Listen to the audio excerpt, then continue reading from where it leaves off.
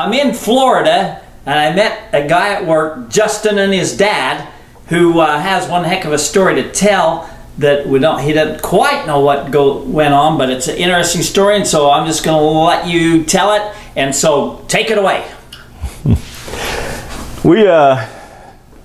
I'm a construction worker. We moved around quite a bit, and I left Kansas and came to Ohio on a job at Kellen Generating Station in Manchester, Ohio. And on that job, there's a mound. There was an Indian mound. And I don't know what was in the mound. And that's the mound right there. This is the mound that you see on the television. It's beside the water plant at the Kellen Generating Station. And they put a fence around this particular mound, and we heard that they were going to dig it. And the only thing that I ever saw was a truck come down one day to the mound, and it was on what would have been the east side. So over here? Yeah, over there. So over in here. Over in there. And this is a mound with all the growth on it. Yeah. Okay. How tall was it? And those trees, to me, as I would look at them sometimes, I would go by and look at those trees, and they looked to me like they were at least 100 years old. Now, I don't know how old they are. I don't know anything about trees. They had considerable size to them that was on the mound. But once they showed an interest in this particular mound, we were not allowed to go around it. We couldn't, we were not allowed to touch the fence. If we touched the fence, it was a terminating offense. So this mound was completely off limits to all of us, and that was iterated to us. So the trees were on it when you was there? They was going inside the trees. You couldn't see what they were doing? No. You couldn't? Could you get within 10 feet of it, or you just couldn't get close enough to touch the fence? Once they had done what they were going to do, and there again, all that I know is we just heard stuff, and I cannot vouch for any of it, but we heard that they had made the dig, determined there was nothing to it, and they had put back anything that they had moved.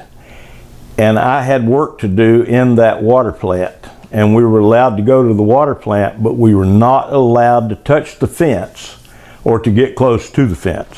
So you could go into this building right here, but that's it? That's it. Even though they said there was nothing there? Right. That was all we could do. How tall was the mound? And the mound, to me, as I look back on it now, and that was some years ago, I would say it was probably 6 or 7 feet. That's it? Yeah, but yeah, it wasn't great, and it may have been taller than that too. But that was just me walking, when I would walk by it, and like I say, it was real thick with trees too. But one especially big tree always intrigued me. It was a pretty good sized tree that was coming out of the side of the mound, which would have been on the west side. It was a pretty good sized tree. So you probably thought that's pretty strange, there's nothing there, but they still won't let us even touch the fence? Yeah. And I don't know why that was. Maybe they thought we would have crossed over and got in there and messed something up or something. I have no idea. Because nobody ever explained anything. They just said, do not go around that fence. So you didn't hear stories about giants or anything like that? Because, there's been giants found in some of these mounds, and that's one reason I could think of that they wouldn't want you over there is because of giants, but maybe there wasn't, who knows? But that's strange that they would say. Yeah, don't go over there. We don't know why. And we were too busy to be a fooling with that anyway. We were working around the clock trying to finish this job. So, and I didn't really have an interest in it and what was in it for some reason at that time. I have since tried to look up the history on it, and seemed like somewhere I read that it was of the Adena culture, which would have been, 3000 BC or so. So they did categorize it as the Adena culture, but they said there was nothing found there, but they categorized it made by the mound made by the Adenas. Yeah, and I'm thinking that's what I read, and that was some time ago. Another interesting thing about as you move out on the screen was we would walk along the top of above the river down this road. The road really wasn't there at that particular time. That's the Ohio River? And that's the Ohio River, and there was no brush there. It was just weeds. There was none of these trees right here? None of these trees were there. So this was all like a that was field? clean, yeah. It was just like grass. Had it just been plowed down, or it was already that way? Well, it had been cleaned, I guess, because that was the coal barge unloading area. And some of the men that I had, we finished up the job. We had a transformer we had to put in. It was the last thing. And we walked down through there of a day. We didn't have anything to do, so that was what we'd do, just out walking around. And a couple of them found arrowheads, 1 or 2 arrowheads, is what I remember. And they were an exceptionally beefy arrowhead. They were thick. And I'm not used to a thick arrowhead. You know, thin ones I am, but not.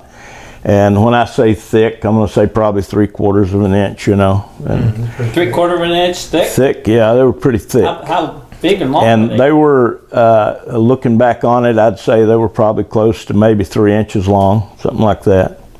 And probably about maybe 1.25 inches wide, you know, somewhere around there. And that was just me looking back now on it, you know. But I always thought, you know, when I saw the first one, I thought, boy, that's a pretty good size arrowhead, you know. That's a big old arrowhead right there. And I can't tell you why. I'd say that, you know, every culture probably had its different size arrowheads. Those big people might have big arrowheads. Well, I can't, I don't know for sure. Yeah, no, I'm just saying that. Now, as we went up the river, and I lived at that time in Maysville, Kentucky. Hold on, before you go, I want to back you up. Did you know who was doing the dig on this? I have no idea. No idea. You just know that people showed up in a truck and went in there and did something. Okay. Yep. All right, sorry. And I'm not even sure they started digging that day. I just know they were over there, and we weren't allowed to go down there. You couldn't even go down to the water treatment plant or nothing there. Well, I could go down to coal unloading here, but we couldn't go around the water treatment plant. So Yeah, so you couldn't go in any of this area. No, you were excluded from those areas. How strange that they would care that they seem what you see them digging or anything. Still couldn't go there. That's really strange. Okay. So I don't. Maybe it was keeping us from. You know, they wanted us to work instead of being a viewing. But you know, and I could go down. I had men down at coal unloading, so we had to go down there. But as we would travel up the Ohio River, west on the Ohio River, from Maysville to Manchester here to the plant, I could see mounds in the fields. And So you're talking like these fields here? Yeah, and you could see where the farmers had actually plowed across them. They were clean. There were no trees on them or anything. Now, whether they'd ever been dug into or not, I have no idea, but I could see them. But what later, and then you had the Serpent Mound that was over here. Oh, the Serpent Mound is close by here. Yeah, it is. Oh, wow. So you had the Serpent Mound, and you had some other places that, you know, you could go to. Now, on the other side of the river, which is on the south side, you had buffalo licks. You had Blues Lick, and you had Mays Lick, and this is where buffalo would come into, and they actually just cut trenches over the millennia, coming into these salt licks. Really? Yeah, to lick salt. And he can show you where the lick, look, you can go to Blues Lick or Mays Lick, either one of them. There were several of them there. And so over the centuries, they licked so much that it made trenches. Well, and walking. And you know, you just had probably tens of thousands. Well, you know, Millions. there's what, 60 million buffalo. Yeah. And a lot of them would have come into there. And they come into the licks. And no doubt to me that would have been a good food supply at that time of year when they come in. Yeah. And all they would have had to done was just, you know, stuck off one end, stuck the other end, and then they'd eat buffalo for, Oh, yeah. you know. But what got me was, I don't know of any mounds on that side. And I was looking for them, and I'm sure that probably they're there, but I don't know of any that is on the south side of the river. They're on the north side, but they're not on the south side. And it would have been difficult to me. Here's the river.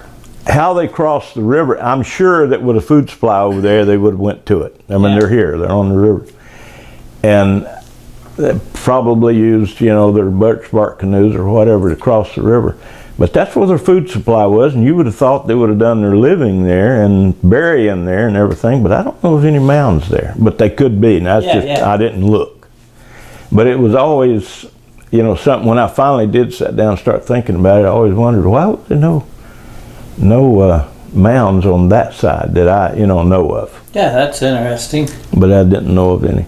The Licking River. Yeah, that's a Licking didn't know River. the place Oh yeah, existed. and Daniel Boone's son was killed at Blues Lick, Israel Boone, and he buried him, and then a couple of days later he went and dug him back up. How was it killed? British. British? It was a Revolutionary War. Oh. It was one of the last Actually, battles. The battlefield where he died right there. So. Yeah. Oh, And so that's just south of Maysville too, at Blues Lick. A lot of history in that area. But it did amaze me, and like I say, you could drive up the river, and in the fields you could see there's the Mays mounds Lick right there. that were clear. Beautiful area. I like that area right there on the river. Yeah, it's weird. I wonder if them farmers ever dug any of that stuff up. Oh yeah, I'm sure they probably did, and I don't know why there was never. And I guess that's why there was no interest in those. This one, having the trees on it and all, was probably a good mound that they could, dig and get. that somebody hadn't dug in before. Yeah, maybe, somebody hadn't got into before. So it looks like they left the fence around it. That was pretty. Oh yeah, it's. And I should have asked Phil. Now that I thought about it, here I am working with a guy that was there every day, and he may have had access to it. I don't know. That usually the workers have got better access than what I will try some to track subcontractor has. because my father-in-law worked with him. Oh, I'll see if we can get a hold of him and try to get more information on it. Yeah, what was on that mound? Why was it so secretive? Yeah. And that would be good. Yeah. How many years did he work at that plant? I don't know. He was with Dayton Power and Light 14 or 15 years. Oh, so I don't he know how worked long there for a while. he was at Kellen. He would have come to Kellen just as I was leaving. Right. Would have been the way it worked. About what year was this? Did this It happen? was 19 and let's see, 80. It was about 19 and 81, 81, somewhere in there. When we were there, give or take a year or two. I'm not good on years. It's interesting Cool. stuff. Thank you for sharing that. See, now you just Now- added another mystery to me that I wonder why. My brain thinks why. Yeah, you always ask. I think why. But nobody knows. I would have liked for them to said, this is what we got, and Yeah, what does it matter? Yeah.